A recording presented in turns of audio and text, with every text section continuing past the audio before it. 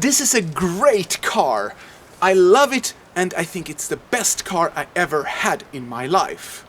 But now, since I'm coming up to the 1-year anniversary soon, I got to know this car very well, and I found out some few things that I actually don't like about this car. So here is my 5 things that I don't like about my Tesla Model 3. Number 1, maybe the thing that I feel most unsafe with, is that the car automatically accelerates to the speed displayed on the screen as the speed limit of the stretch of the road that you're driving. For example, if you're driving 50 kilometers per hour on a road that is displayed as 70, the cars rapidly accelerate when you are engaging the autopilot, which feels a little bit uncomfortable in some way. Then I have to quickly reduce the speed using the knot in the steering wheel in order to get the preferred speed that I like and that is suitable for the traffic situation. And that can result in a quite jerky driving style that is quite uncomfortable and unsecure for the traffic situation around you. And that leads me into the next thing that I don't like with a car. It takes far too long time for the car to update itself with accurate speed limits when the actual speed has changed in the real world. Look here on this stretch. The speed limit is 60 kilometers per hour. But the car still thinks it's 50.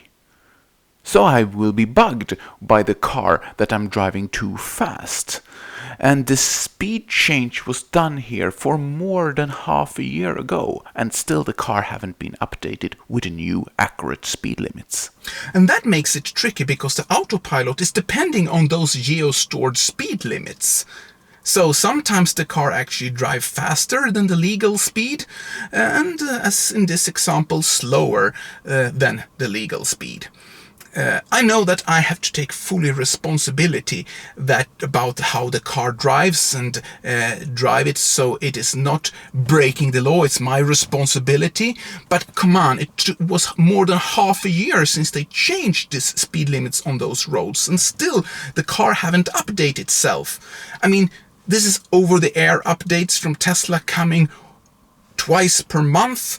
Why can't they update the speed limits that is stored on the geo-stored map? Number 3. The backup camera gets dirty so quickly. I can clean the backup camera and then it takes just few kilometers of driving in this dirty winter weather.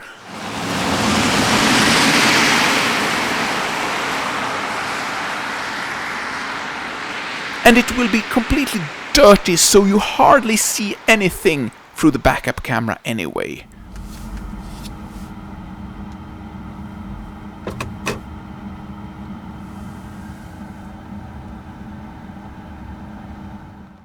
The car should have some kind of automatic cleaning system for the cameras, or being placed in a position so they are protected from dirt. I never saw something like this before, but Tesla is a company of innovation, so they can probably come up with something. Number 4. The voice command function have difficulty to understand me. Play Madonna.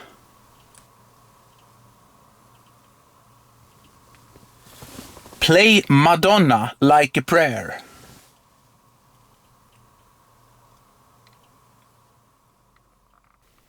Okay, you should say the title first and the artist last. But still, the car has difficulty to understand me, especially while driving. Is it the fault of the car, or is it maybe me? I know that I get comments here on YouTube that my English is not the best and that I should practice a little bit more. But I am not having the English language as a native tongue. I'm speaking Swedish normally, so I'm doing the best I can. And maybe the car don't understand English with a Swedish accent. Who knows? I don't know. The 5th reason maybe don't have so much to do with the car. It's more the app. And it's really great that you can use it to turn on the heating in the car so you have a warm and cozy car to come with when it's cold outside. But why do I have to wait to make my inputs until the car wakes up? Cannot the waking up process happens in the background and the app caches my input and send them to the car when the communication has been established? Sometimes it takes much longer than in this example for the car to wake up, and then this is really annoying that you have to wait up to 30 seconds before the car wakes up. Well, that was my 5 things that I don't like with my Tesla Model 3. But wait, I have a bonus drawback that I would like to add to this list. In my previous episode, I let a garage install the mud flap and the splash guard onto the car, something that was provided by Tesla for free. But it turned out that the ground clearance from the splash guard was very low. So it was scraping the streets in many places, going over a speed bump, for example.